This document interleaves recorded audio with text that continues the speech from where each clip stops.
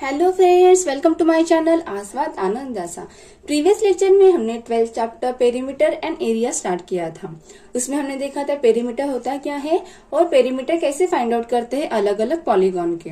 तो वही कंसेप्ट आज हम लोग यूज करेंगे प्रैक्टिस सेट 44 सॉल्व करने के लिए। Question first, if the length and breadth of a rectangle are double, how many times the perimeter of the old rectangle will that of the new rectangle B.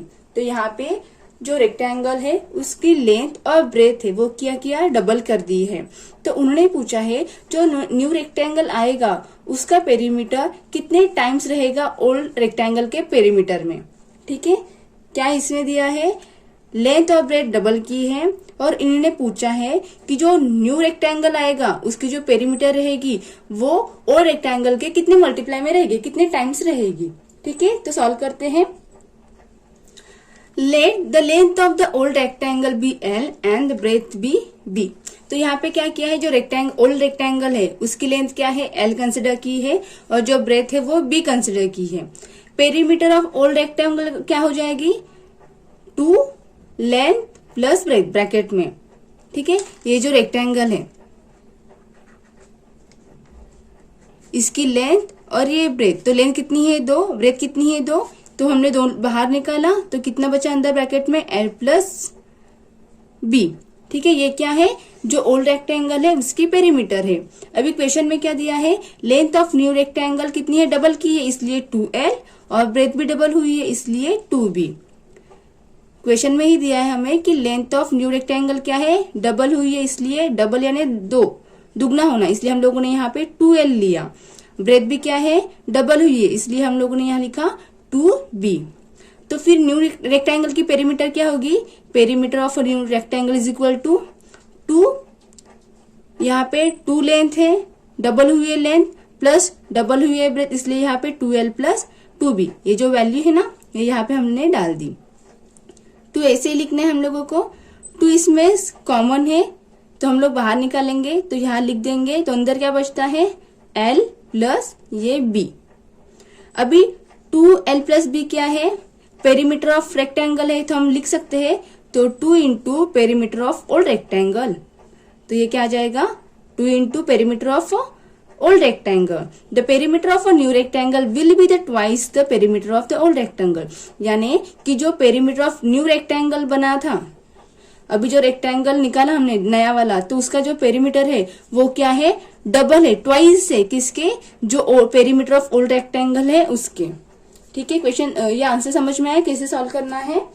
उसमें हमने दिया था पहले जो हमारा रेक्टेंगल था उसकी लेंथ हम लोगों ने L कंसिडर की थी, ब्रेथ B कंसिडर की थी, हमने उसका पेरीमीटर निकाला था 2 ब्रैकेट में L प्लस B। लेकिन हमने क्वेश्चन में क्या दिया था कि जो न्यू वाला रेक्टेंगल बनेगा उसकी लेंथ डबल हो जाएगी और ब्रेथ भी डबल हो जाएगी। तो पेरीमीटर ऑफ न्यू रेक्टेंगल कैसे निकालेंगे, हम लोग 2 लिखेंगे, ब्रैकेट में डबल हुई इसलिए 2L प्लस 2B। तो यहाँ पे 2 कॉमन है तो हम लोगों ने बाहर निकाला, अंदर क्या बचेगा ब्रैकेट में L प्लस B। तो ये क्या है, पेरीमीटर ऑफ ओल्ड रेक्टेंगल है। तो हमें ये सॉल्व करने के बाद समझ में आता है कि जो पेरीमीटर ऑफ न्यू रेक्टेंगल है वो क्या है, ट्वाइस है, डबल है किसके, पेरीमीटर ऑफ ओल्ड रेक्टेंगल के। Question second, if the side of a square is triple, how many times the perimeter of the first square will that of the new square be. तो यहाँ पे एक square है, square की side है उसको हमने ट्रिपल कर दिया। ट्रिपल करने के बाद जो पेरीमीटर आता है वो कितने टाइम्स रहेगा फर्स्ट स्क्वायर के पेरीमीटर से, वो हमें बताना है। Let the length of each side of a first square A। तो यहाँ पे हमने क्या कंसिडर किया, जो फर्स्ट स्क्वायर है उसकी जो साइड है वो क्या है, A है। तो perimeter of first square is equal to 4 into side. Perimeter of first square is equal to 4 into side. तो साइड हम लोग क्या कंसिडर की है, A। तो हम लोग क्या लिखेंगे, यहाँ साइड की जगह A लिखेंगे तो ये क्या आ जाएगा 4A। ठीक है, length of side of the new square 3 है। अभी जो न्यू स्क्वायर बना है उसकी साइड कैसी है, ट्रिपल की है इसलिए हमने ट्रिपल यानी 3 तो 3A लिखा। पेरीमीटर ऑफ न्यू स्क्वायर क्या हो जाएगा, 4 इंटू साइड। ठीक है, यहाँ पे साइड कितनी आई थी, 3A, तो साइड की जगह पे हम लोगों ने लिखा 3A। तो 4 ऐसे ही लिखा, 3 मल्टीप्लाई A। तो हम लोग इसे ऐसे भी लिख सकते हैं ना, 3 मल्टीप्लाई 4 मल्टीप्लाई A। अभी 4A क्या है, first perimeter of first square. तो हम लोग लिख सकते हैं 3 into perimeter of original square या फर्स्ट स्क्वायर। तो ये क्या हो जाएगा, the perimeter of a new square will be 3 times the perimeter of original square. यानी कि जो पेरीमीटर नए स्क्वायर का जो पेरीमीटर आया है वो क्या है, 3 टाइम्स, 3 गुना है जो ओरिजिनल जो फर्स्ट स्क्वायर था ना उसके। क्वेश्चन समझ में आया। सबसे पहले क्या किया हमने, फर्स्ट स्क्वायर का हमने पेरीमीटर निकाला, वो क्या आया 4a आया। फिर हमने जो न्यू स्क्वायर था उसकी लेंथ क्या थी, साइड कितनी थी, ट्रिपल की थी, इसलिए 3a लिखा। तो हमने पेरीमीटर ऑफ न्यू स्क्वायर निकाल दिया 4 इंटू साइड, तो यहाँ पे हमने 3 डाला। तो फिर यहाँ पे हमें क्या मिला कि जो 3 इंटू 4a, और 4a क्या होता है हमारा जो पेरीमीटर ऑफ फर्स्ट स्क्वायर है वो आया था, इसलिए जो न्यू पेरीमीटर बना है स्क्वायर का वो क्या है, 3 टाइम्स है जो फर्स्ट स्क्वायर है उसके। जो नया स्क्वायर बना है उसकी जो पेरीमीटर है वो क्या है, 3 टाइम्स है, 3 गुना है किसके, जो फर्स्ट स्क्वायर था उसके। Question third, given alongside is the diagram of a playground. It shows the length of its side. Find the perimeter of the playground. तो यहाँ पे क्या है, एक प्लेग्राउंड है, प्लेग्राउंड की जो साइड से उसकी लेंथ ही है, ठीक है, 10 सेंटीमीटर, 15 सेंटीमीटर, 5 सेंटीमीटर, 50 सेंटीमीटर, ऐसे क्या दी है, ये जो प्लेग्राउंड है इसकी लेंथ दी है। तो हमें क्या करना है, इसका पेरीमीटर निकालना है।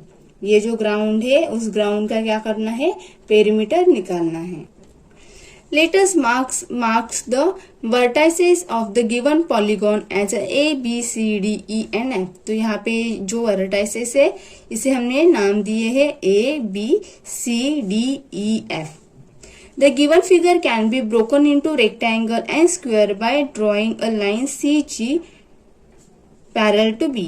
तो हम लोगों ने क्या किया, ये जो सी जी है इसे एक पैरेलल लाइन हम लोगों ने ड्रॉ कर दी, ठीक है। ड्रॉ करने के बाद क्या दिखा कि ये जो ए बी है और जो सी जी है ये क्या है, पैरेलल है, सेम है, मतलब ये क्या है 10 सेंटीमीटर है, ठीक है।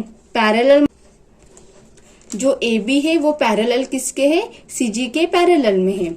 Now A B C G is rectangle and G D E F is a square. तो अभी देखो ए बी सी जी ये क्या है, रेक्टेंगल है। देखो ये वाली साइड है, अपोजिट साइड सेम है, ये अपोजिट साइड सेम रहेगी। और जो जी डी ई एफ ये क्या है, एक स्क्वायर है, ये 15 है, ये 15 है, देखो 5 + 10 15, ये 15, ये 15, ये क्या स्क्वायर है। अभी ए बी 10 है तो सी जे क्या हो जाएगा, 10 हो जाएगा। रेक्टेंगल में अपोजिट साइड्स क्या रहती है, सेम रहती है, इसलिए A B is equal to C G C is equal to क्या आ जाएगा 10 सेंटीमीटर। अभी A G is equal to B C कितना आ जाएगा 50 सेंटीमीटर, क्योंकि क्या है अपोजिट साइड है और रेक्टेंगल में अपोजिट साइड्स क्या रहती है, सेम रहती है, इक्वल रहती है। अभी ये स्क्वायर देखो, स्क्वायर में क्या होता है, ये जो स्क्वायर में सारी की सारी जो साइड्स रहती है वो क्या रहती है, सेम रहती है, इसलिए G D D E F F G ये क्या है 15 सेंटीमीटर है। The length of the side of the square is equal, इसलिए ये जो क्या है लेंथ, स्क्वायर की जो लेंथ है क्या है इक्वल है, इसलिए ये सारी की सारी कितनी हो जाएगी 15 सेंटीमीटर हो जाएगी। तो अभी perimeter, the perimeter of A B C D E F G, ये देखो A B C D E F G, ठीक है, इसका पूरा हो जाएगा ना, ये पूरे प्लेग्राउंड का पेरीमीटर निकालना है। तो क्या हो जाएगा A B plus B C plus C D plus D E plus E F plus F G plus ये जी ए, तो कितना आ जाएगा, ये 10 हो जाएगा। ए बी क्या है 10 दिया है, बी सी क्या है 15 है, सी डी कितना है 5 दिया है, डीई कितना दिया है 15, ई एफ कितना दिया है 15, एफ जी कितना दिया है 15 और ये ए जी कितना दिया है 15 दिया है। तो इन सब के हम लोग एडिशन करेंगे तो कितना हो जाएगा 15 15 प्लस 15 30 30 प्लस 15 45 45 प्लस 15 60 हो जाएगा, 16 प्लस 5 65 65 प्लस 15 80 80 प्लस 10 90, तो कितना आ जाएगा ये पूरा पेरीमीटर 90 सेंटीमीटर। तो ये प्लेग्राउंड का जो पेरीमीटर कितना आ जाएगा 90 centimetre. Question 4. As shown in figure, 4 napkins, all of the same size, were made from a square piece of cloth of length 1 meter. What length of lace will be required to trim all 4 sides of the napkin?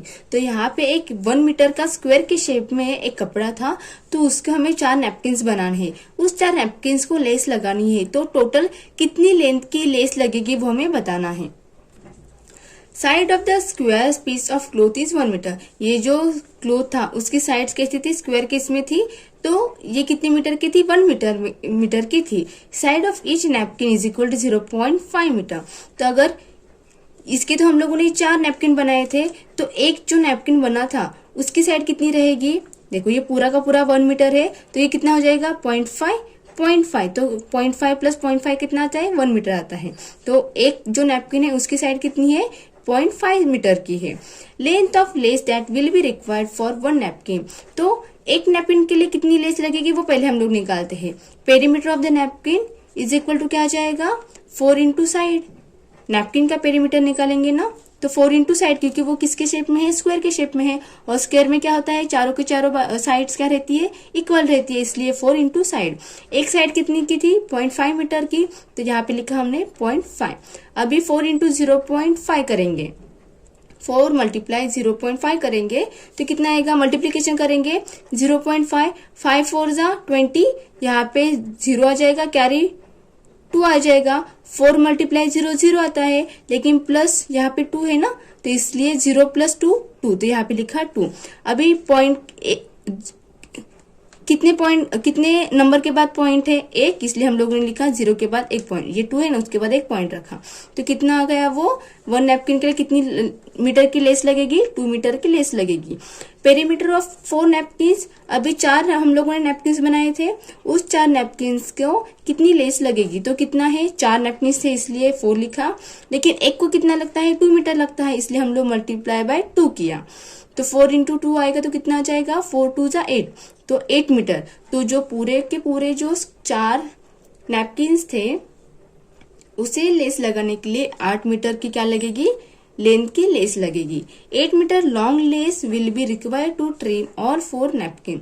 तो यहाँ पे चारों napkin को less लगाने के लिए कितनी length की लेस लगेगी, 8 मीटर की लेंस लगेगी। ठीक है फ्रेंड्स, अगर आपको समझ में नहीं आया तो हमें कमेंट कर देना, पसंद आया तो लाइक करना और शेयर करना। Thank you for watching.